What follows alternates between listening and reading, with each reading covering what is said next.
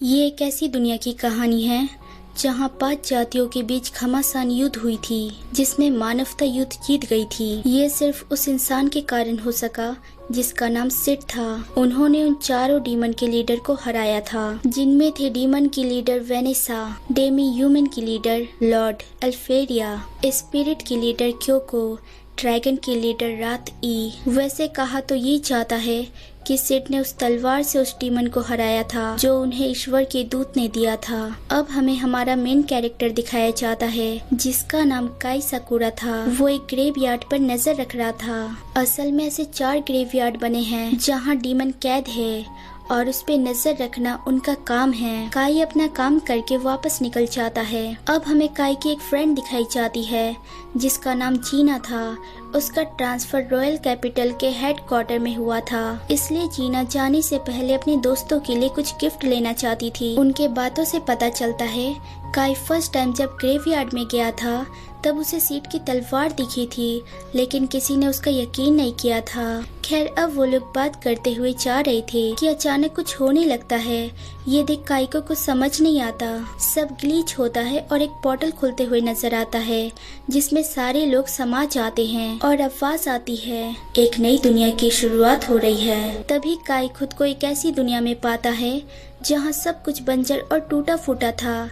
वहीं उसे एक डीमन दिखता है जिसे देख वो काफी हैरान था। वो डीमन काई पे हमला करता है, लेकिन काई अपने बुलेट के कारण बच जाता है क्योंकि वो बुलेट 11 जादू के आधार पे बनी थी। अब उनके बीच काफी लड़ाई होती है जिसमें काई उस पे बुलेट चला देता है जिसे डीमन की वाट लग जाती है और वो जल के भस्म हो जाता है। काई को यकीन नहीं होता क्योंकि वो पहली बार डीमन से लड़ रहा था और वो कामयाब हो चुका था। तभी वहाँ एक और डीमन आता है जो उसे गुलाम बुला रहा था। वो उसे गायब करने ही वाला था कि वहाँ उसकी फ्रेंड साकी और असलान आ जाते हैं जो उसे बचा लेते हैं। लेकिन हैरानी की बात ये थी कि वो दोनों से पहचानने से इनकार कर देते हैं। मतलब उन्हें पता ही नहीं था कि काई है कौन। ये सुन काई को झटका लगता है। काई के पूछने पे असलान बताता है 5 प्रजातियों के बीच बहुत बड़ी जंग हुई थी जहां मानव जाति हार गई और बाकी के 4 प्रजातियों ने दुनिया के हर शहर पे कब्जा कर लिया। और ये हादसे हुए 30 साल हो चुके हैं। इंसान जैसे तैसे खुद को बचाते हुए जी रहे हैं। अभी भी वो 4 प्रजाति अलग अलग शहर पे राज करते हुए इलाकों के लिए लड़ रहे हैं। अब हमें एक अंडरग्राउंड शहर दिखाया जाता है जहां मानव जाति अपना जीवन जी रहे थे और साथ ही उनके टीम वाले उन डीमन से लड़ाई भी करते थे। खैर, यहाँ काई को पता चलता है उन दोनों को सेट के बारे में पता ही नहीं है। ये सुन के काई काफी शॉक था। तभी वहाँ जीना की एंट्री होती है। असल में ऐसे अंडरग्राउंड शहर और भी बने हैं जहाँ सैनिक तैनात किए गए हैं और वहाँ की देख रेख कॉप्स करती है। जीना भी वहाँ की कॉप्स थी। उसे देख काई को यकीन नहीं होता क्योंकि जीना काफी अलग लग रही थी। जीना उन दोनों से मिलके जाने लगती है। तभी काई उसे टोकता है और याद दिलाने की कोशिश करता है कि कुछ टाइम पहले वो दोनों शॉपिंग कर रहे थे, लेकिन वो उसकी बातों पे ध्यान नहीं देती और उसकी ये बिहेवियर देख काई को कुछ समझ नहीं आता। रात को काई सारे डॉक्यूमेंट चेक करता है जहाँ पता चलता है उन डॉक्यूमेंट में सिड और काई का कोई वजूद ही नहीं है। तभी वो बोलता है अगर मेरा और सिड का कोई वजूद ही नहीं था और मानव जाति उन 4 प्रजातियों से हार गई तो डीमन को कैद करने वाला ग्रेवयार्ड यहाँ क्यों है। अब वो उन दोनों से ग्रेवयार्ड के बारे में बोलने चाहता है, लेकिन उन दोनों को कुछ पता ही नहीं था।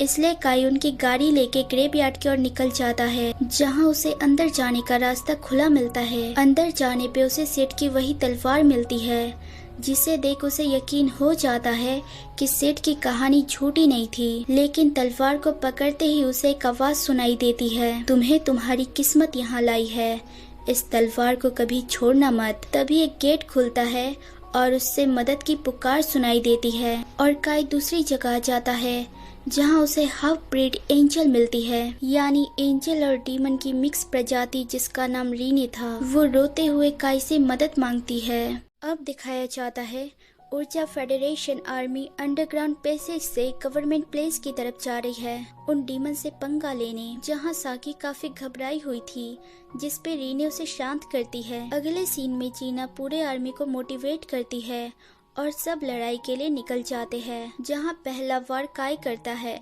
और एक डीमन को मार देता है। रीने की हेल्प से वहाँ के सारे डीमन की वाट लग जाती है। अब काई वेनेसा को खोजने टॉप पे जाना चाहता था, जहाँ जीना ऊपर जाने का रास्ता बताती है और 2 ग्रुप को काम पे लगा देती है। पहला ग्रुप जो गवर्नमेंट प्लेस में किसी भी डीमन को घुसने नहीं देगा, दूसरा जो कैदी को छुड़ाने का काम करेगा, और जीना बाकी सबके साथ ऊपर की ओर निकल जाती है। वहीं एक डीमन दीवार तोड़ के उन पे हमला करता है, लेकिन जीना की हेल्प से वो बच जाते हैं। आगे जाने पे उन्हें एक और डीमन दिखता है, जिसे जीना और उसके टीम वाले हैंडल कर लेते हैं और काई को आगे जाने बोलते हैं।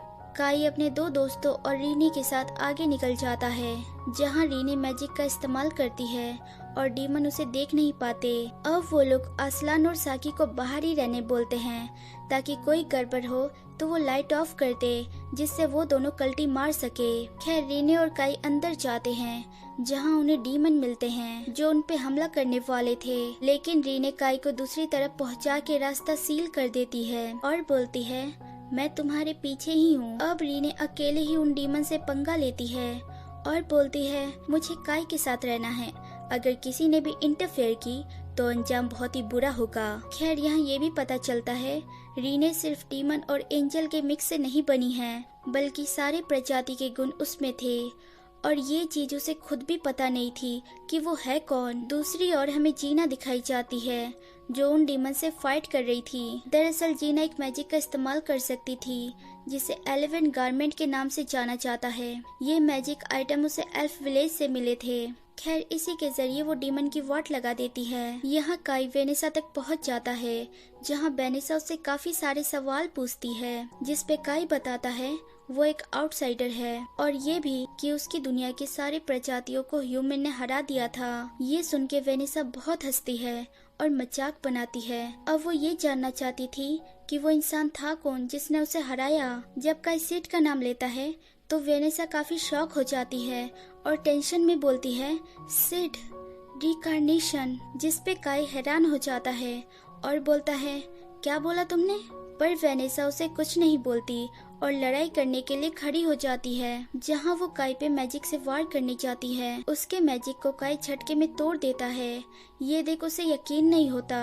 खैर वेनेसा लास्ट में सबसे ताकतवर मैजिक का इस्तेमाल करती है, जिससे रीने और जीना को पता चल जाता है ऊपर क्या हो रहा है। उस हमले में बहुत बड़ा होल हो जाता है, लेकिन फिर भी काई बच जाता है, सिर्फ उस तलवार के कारण। तभी वहाँ रीने आ जाती है, जो काई को बचाने आई थी। उसके भी बहुत चोट लगे थे।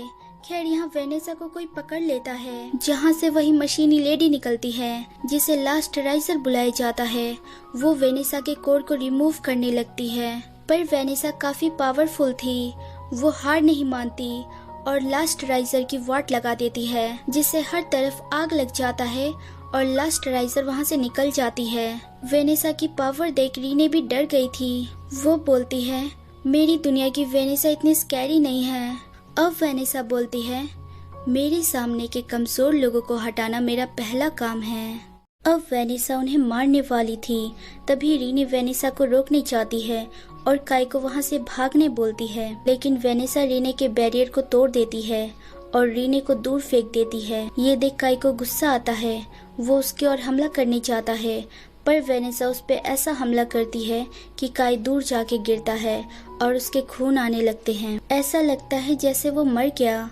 ये देख रीने का खून खौल जाता है और वो अपने असली रूप में आ जाती है और सीधा वेनेसा पे हमला करती है, पर वेनेसा रीने पे ही ब्लेम डालती है कि उसी की वजह से वो मारा गया, क्योंकि उसे अपना असली रूप लोगों को दिखाने में डर लगता है। वो रीने को बहुत बुरा भला बोलती है, जिसपे रीने उम्मीद छोड़ देती है कि काई अब वापस नहीं आ सकता। इसलिए वो वेनेसा को श्राप देती है कि वो भी उसके साथ मरेगी। जब तक मर नहीं जाती तब तक उसके बॉडी से ब्लड आते रहेंगे, पर इसका कोई फायदा नहीं था और रीने वहीं बेजान की तरह बैठ जाती है। अब वो काई से माफी मांगती है कि वो उसे बचा नहीं सकी। तभी वेनेसा उस पे हमला करती है, लेकिन अब काई रीने को बचा लेता है और बोलता है, माफी क्यों मांग रही हो?